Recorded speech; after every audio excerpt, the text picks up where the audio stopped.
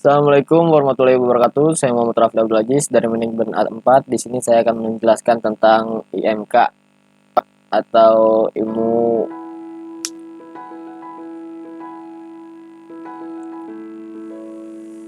interaksi manusia dan komputer.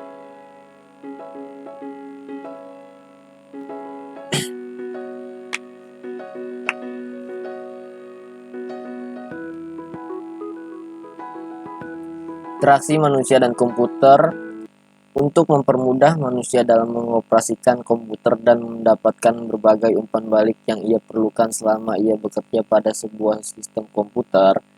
Maka dari itu, para perancang antarmuka manusia dan komputer berharap agar semua sistem komputer yang dirancangnya dapat bersifat akrab dan ramah dengan penggunanya, dalam kurung user friendly.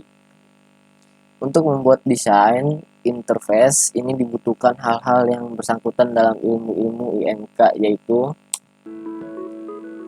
teknologi elektronika dan ilmu komputer, psikologi, rancangan grafis dan tipologi, ergonomik, antropologi, linguistik, dan sosiologi.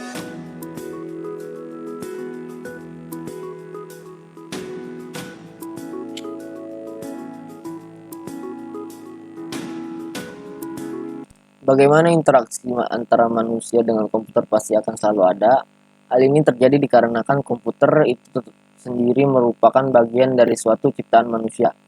Ilmu merupakan hal yang perlu dimiliki oleh semua orang, baik dari anak kecil sampai orang dewasa, karena ilmu kita ibaratkan sebagai mata dalam kehidupan.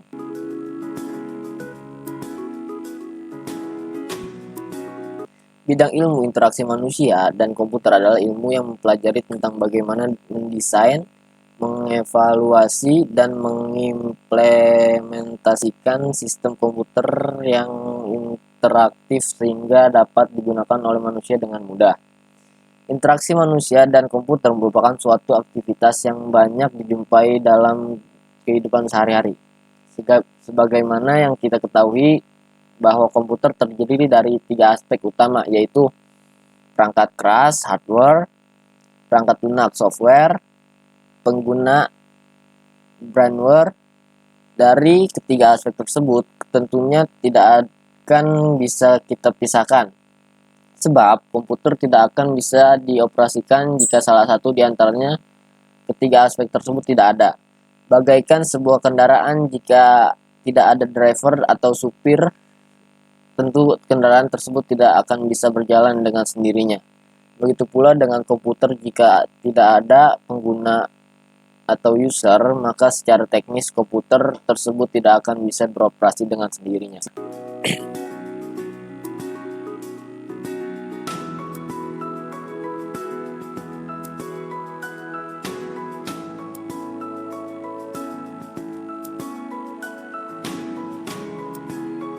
Interaksi manusia dan komputer, atau dalam bahasa Inggrisnya Human Computer Interaction dan bisa disingkat dengan HCI, adalah ilmu yang mengkaji tentang komunikasi dan interaksi di antaranya pengguna dengan sistem. Sistem yang dimaksudkan di sini tidak hanya kepada sistem-sistem yang ada di komputer saja, tetapi produk-produk apa saja yang digunakan oleh pengguna user seperti kendaraannya, peralatan kantor, peralatan pejabat, peralatan rumah, dan sebagainya. Peranan utama Human Computer Interaction (HCI) adalah untuk menghasilkan sebuah sistem yang serbaguna, usable, selamat, nyaman, berkesan, dan efektif.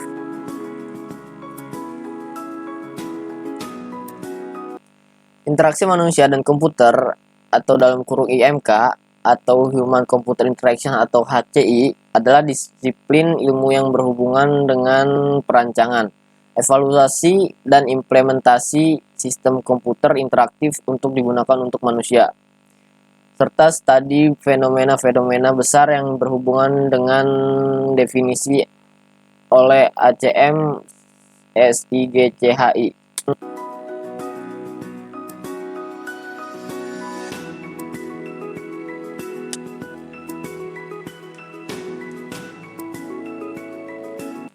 Salah satu kajian terpenting dalam bidang IMK atau HCI adalah antarmuka pengguna.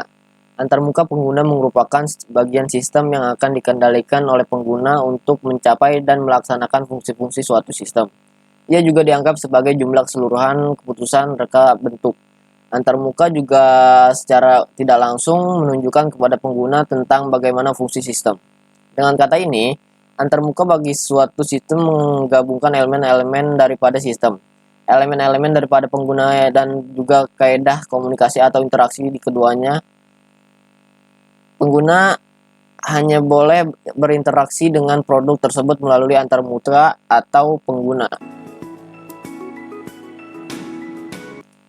Seperti yang kita ketahui bahwa prinsip kerja pada sebuah sistem komputer ada beberapa hal, yaitu input unit, yaitu bagian yang menerima dan memasukkan data dan instruksi. CPU atau proses, yaitu bagian yang melaksanakan dan mengatur instruksi, termasuk menghitung dan membandingkan. Output unit atau keluaran.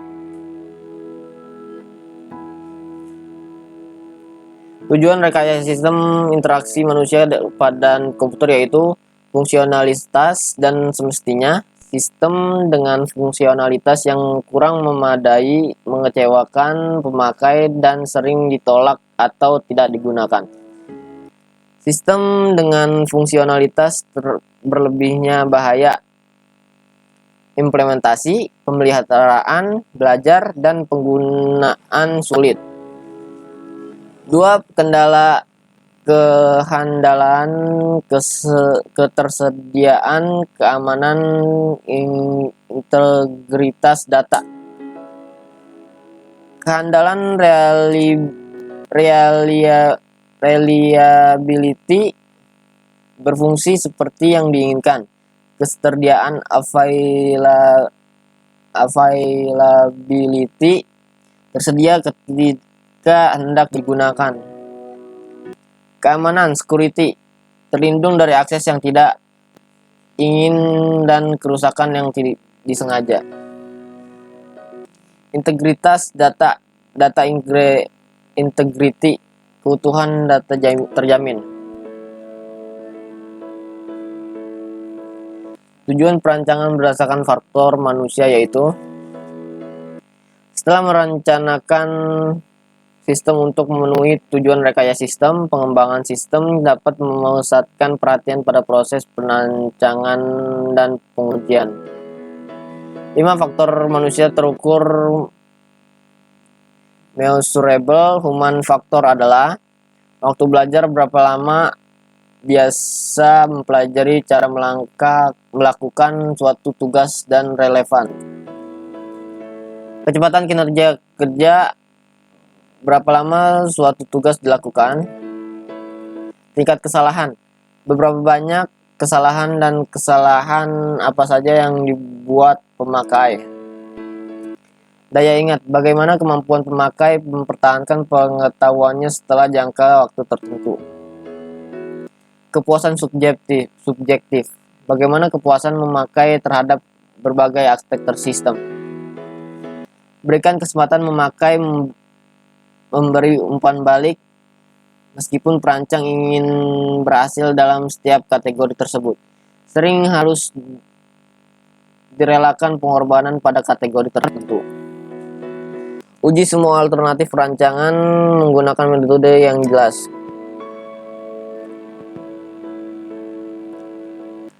Ada beberapa aspek faktor manusia dalam melakukan interaksi dengan komputer, diantaranya adalah sebagai berikut. Penglihatan. Penglihatan barangkali merupakan salah satu panca indera manusia yang paling berharga. Beberapa ahli berpendapat bahwa mata manusia terutama digunakan untuk menghasilkan persepsi yang terorganisir akan beberapa hal, yaitu gerakan, ukuran, bentuk, jarak, posisi relatif, tekstur, dan warna.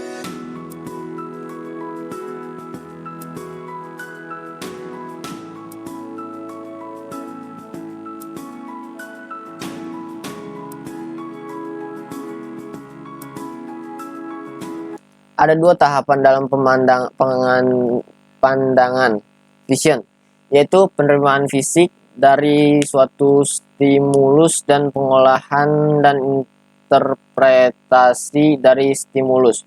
Mekanisme mata yaitu untuk menerima cahaya yang mentransformasikan ke dalam energi elektrik. Cahaya memantul dari objek-objek citra dari mereka difokuskan terbalik pada retina. Retina mengandung rods, organ berbentuk batang. Untuk pandangan cahaya lemah dan kones, organ berbentuk kerucut. Untuk pandangan berwarna, sel ganglion simpul atau pusat syaraf mendeteksi pola dan gerakan. Dalam dunia nyata, mata manusia selalu digunakan untuk melihat semua bentuk 3 dimensi. Dalam sistem komputer yang menggunakan layar 2 dimensi, mata kita dipaksa untuk dapat mengerti bahwa objek pada layar tampilan yang sesungguhnya berupa objek 2 dimensi harus dipahami sebagai objek 3 dimensi dengan teknik-teknik tertentu.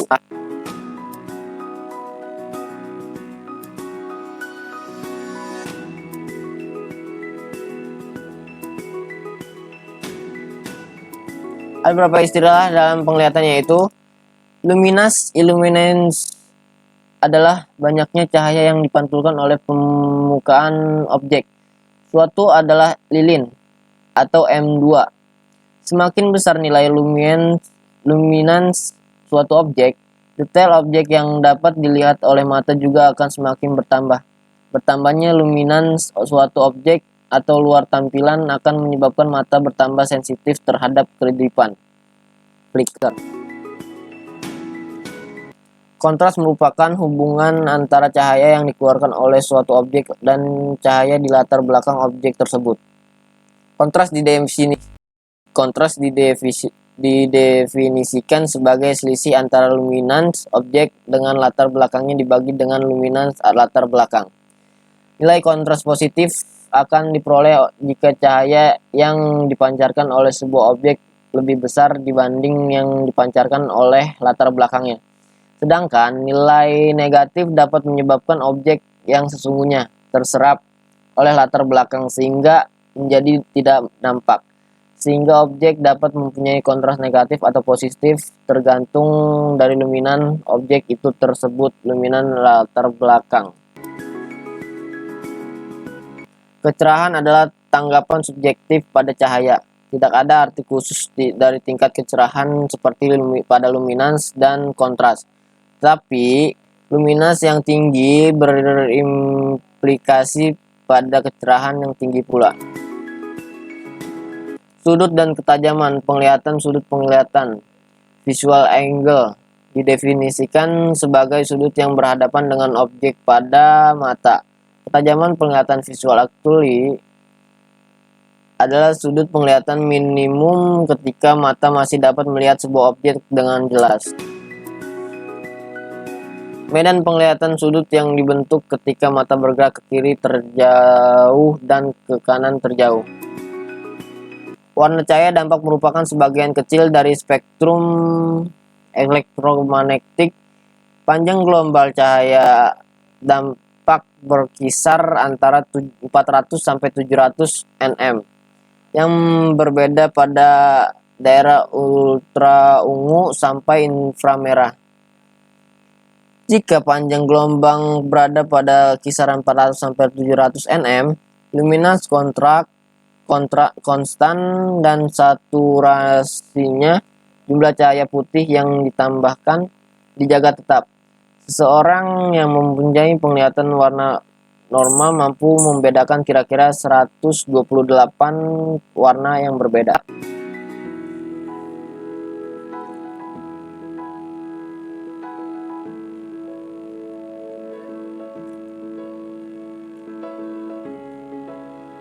Pengguna warna yang sesuai pada layar tampilan dengan user akan mempertinggi efektivitas tampilan grafis.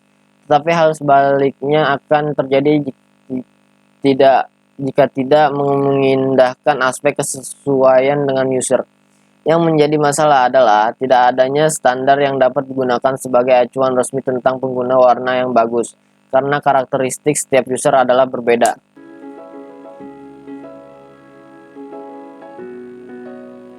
Pada program-program aplikasi di mana pembuatnya belum memahami psikologi warna, seringkali digunakan campuran warna yang membuat mata merasa tidak nyaman, karena harus melakukan penyesuaian dengan warna tampilan yang digunakan.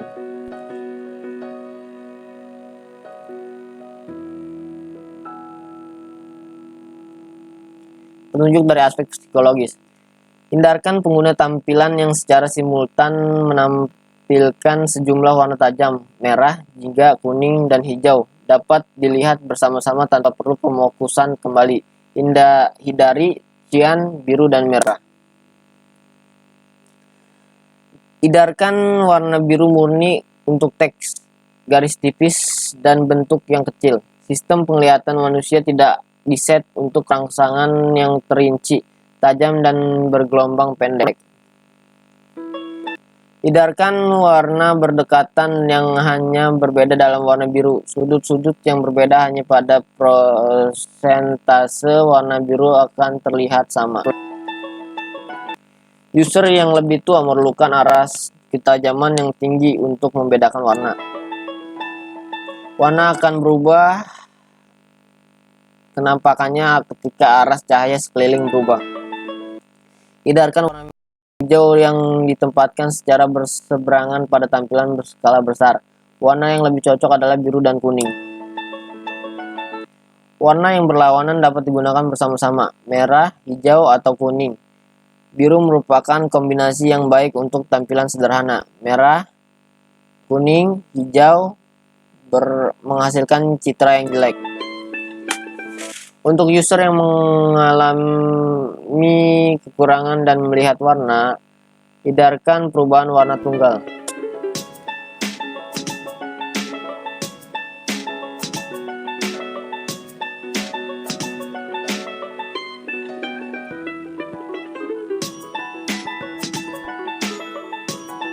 Petunjuk dari aspek perseptual. Luminas tidak sama dengan kecerahan.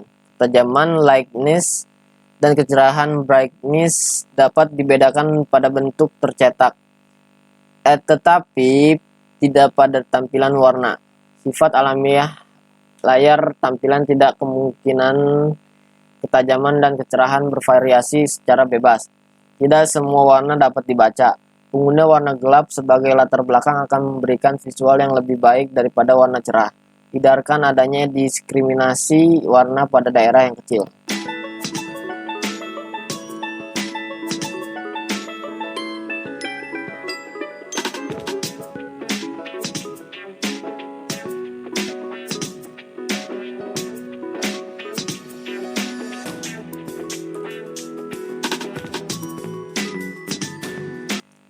Petunjuk dari aspek kognitif.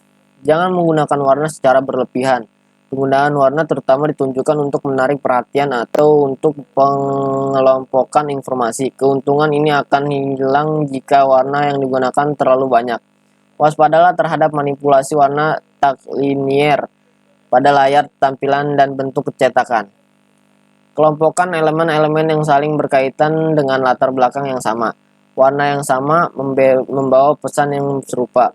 Kecerahan yang saturasi akan menarik perhatian. Urutkan warna sesuai dengan spektralnya.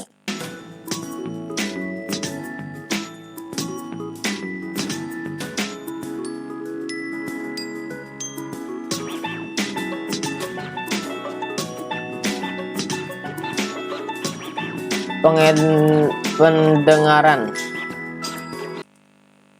merupakan panca indera terpenting kedua setelah penglihatan. Meskipun belum banyak program-program aplikasi saat ini yang menggunakan suara sebagai media interaksi antara manusia dan komputer, tetapi beberapa program aplikasi sudah mulai menggunakan suara sebagai umpan balik kepada user. Pemanfaatan nyata dari media suara adalah pada dunia multimedia. Kebanyakan manusia dapat mendeteksi suara dalam kisaran frekuensi 20 Hz sampai 20 kHz. Tetapi hal tersebut dipengaruhi juga usia dan kesehatan dari pendengar. Suara juga dapat bervariasi dalam hal kebisingan, loudness. Jika batas kebisingan dinyatakan sebagai ODB, desibel, maka suara bisikan mempunyai tingkat kebisingan 20 dB. Percakapan berkisar 50 dB sampai 70 dB. Kerusakan indera pendengaran akan terjadi jika seseorang mendengar sesuatu dengan tingkat kebisingan lebih dari 140 dB.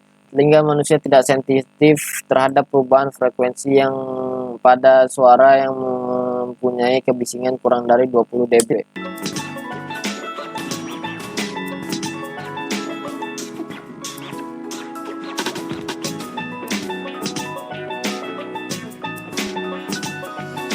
Sentuhan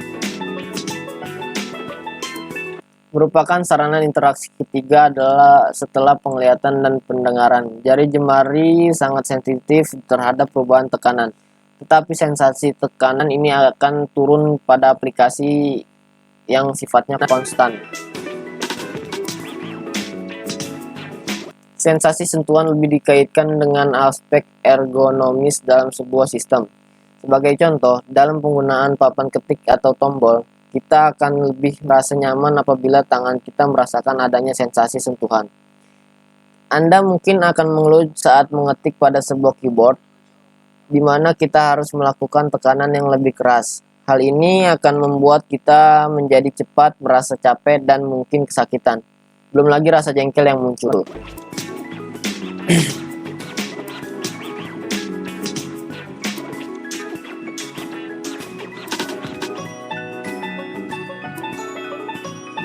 Pemodelan sistem pengolahan.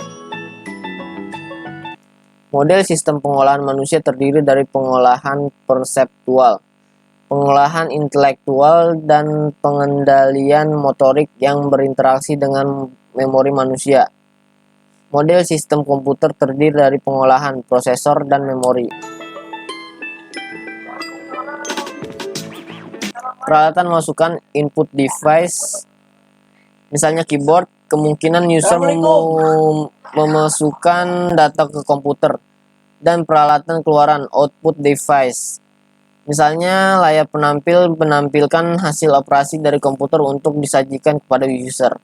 Keluaran dari komputer dimonitor oleh sensor pemakai, dalam kurung biasanya mata dan telinga, dan memasukkan ini dilewatkan ke respon sistem pemrosesan kognitif manusia yang membangkitkan suatu respon, misalnya jari-jari. Pengoperasian peralatan masukan untuk pemerintah operasi yang dilakukan oleh komputer.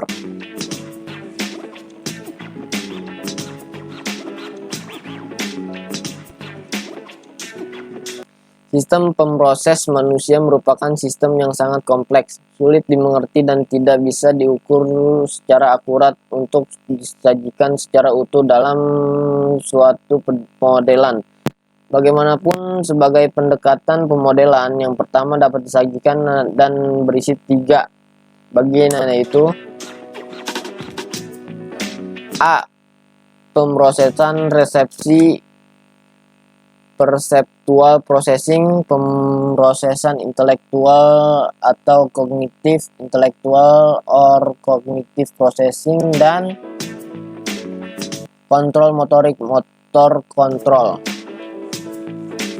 Yang ketiganya berhubungan dengan memori manusia. Pemodelan ini sangat mirip dengan pemodelan komputer konvensional yang terdiri dari prosesor, memori, dan interaksi.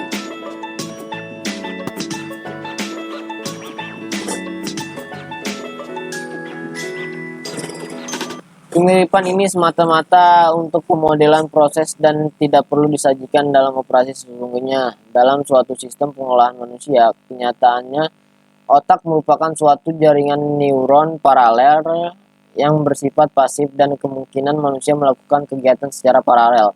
Bagaimanapun, meskipun masih terbatas, Model ini menyediakan pandangan yang bermanfaat bagi pengolahan pada manusia. Dari sistem pengolahan pada manusia dipisahkan menjadi dua bagian, yaitu pengolahan sadar, conscious processing. Pengolahan sadar terjadi jika rangsangan yang datang dibawa ke bagian intelektual dan memerlukan beberapa waktu untuk menghasilkan tanggapan. Bentuk pengolahan ini biasanya berhubungan dengan tindakan baru atau jarang dilakukan, sehingga akan menghasilkan tanggapan yang lambat.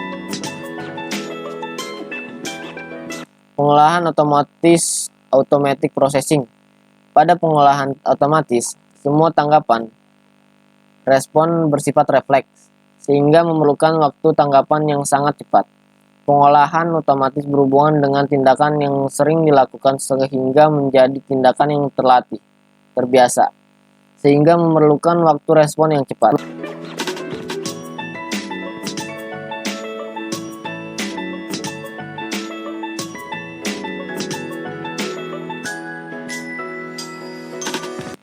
Semua tindakan diawali dengan pengolahan sadar atau tindakan yang diperhitungkan. Tetapi dengan latihan dan pengalaman akan menjadi tindakan otomatis atau refleks seiring dengan waktu. Sekali tindakan menjadi suatu pengolahan otomatis, akan relatif tidak fleksibel dan susah diubah, berbeda dengan pengolahan secara sadar. Tindakan sadar yang fleksibel dan dapat diubah secara mudah. Manusia sebenarnya juga bisa diibaratkan seperti sebuah komputer. Manusia memiliki tubuh yang bisa diibaratkan sebagai CPU, monitor, serta printer sekaligus. Manusia juga punya jiwa pikiran bawah sadar yang bisa diibaratkan dengan hard disk dan RAM, random access memory. Pikiran sadar. Manusia juga memiliki ruh yang bisa diibaratkan sebagai BIOS, Basic Input Output System. Ruh yang diibaratkan dengan BIOS mengontrol kerja jiwa atau pikiran yang diibaratkan printer. Jiwa pikiran mengontrol tubuh.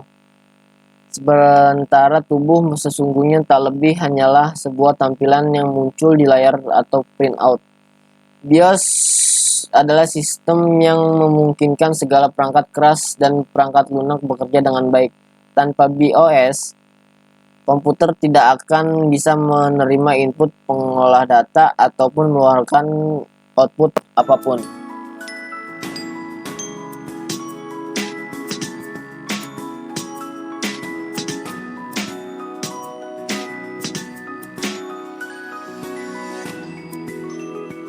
Pengendalian motorik. Selain waktu reaksi dan waktu gerak, alat lain yang digunakan untuk mengukur pergerakan adalah akurasi. Kedua hal tersebut menjadi pertimbangan untuk mendesain sistem yang interaktif, terutama hal-hal yang melibatkan pemindahan target berupa buton, menu, icon. Pengendalian motorik pada manusia dapat dilatih untuk mencapai taraf tertentu seperti motorik 10 jari untuk kecepatan 1000 huruf per menit.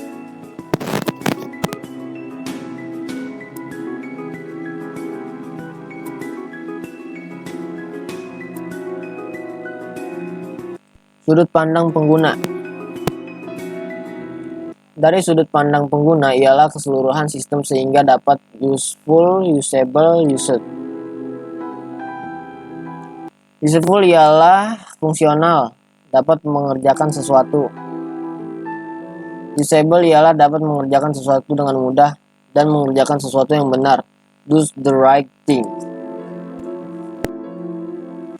Used ialah terlihat baik, tersedia dan diterima atau digunakan oleh organisasi.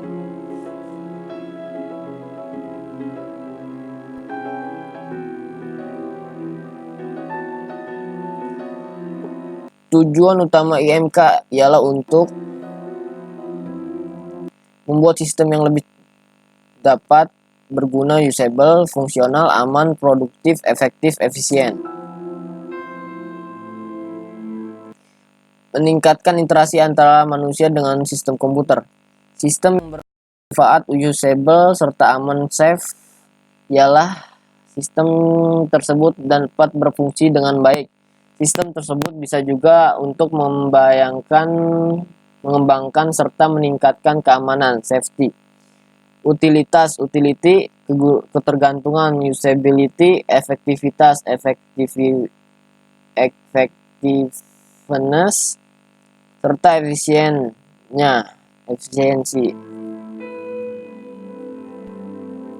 Para perancang antarmuka, manusia serta komputer berharap agar semua komputer yang dirancangnya dapat bersifat akrab serta ramah dengan penggunanya, user friendly.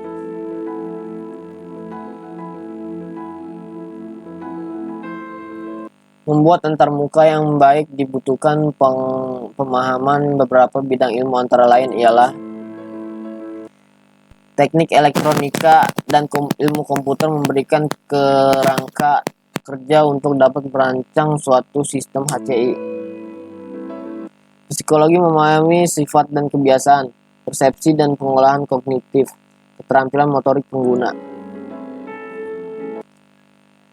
Perancangan grafis dan tipografi di sebuah gambar juga dapat bermakna sama dengan 1000 kata.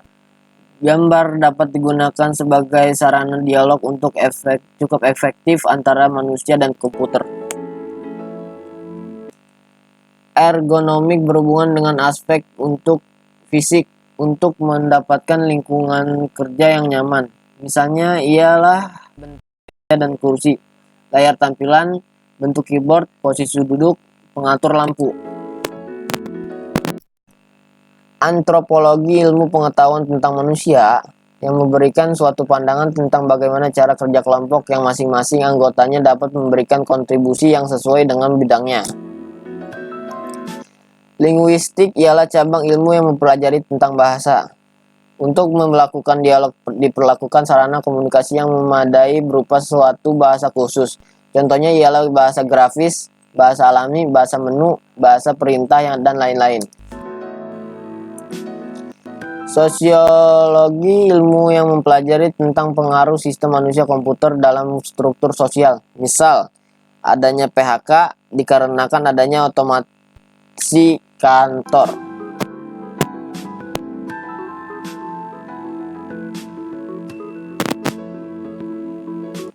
Ya, cukup sekian MK saya jelaskan, kurang lebihnya mohon maaf. Wassalamualaikum warahmatullahi wabarakatuh.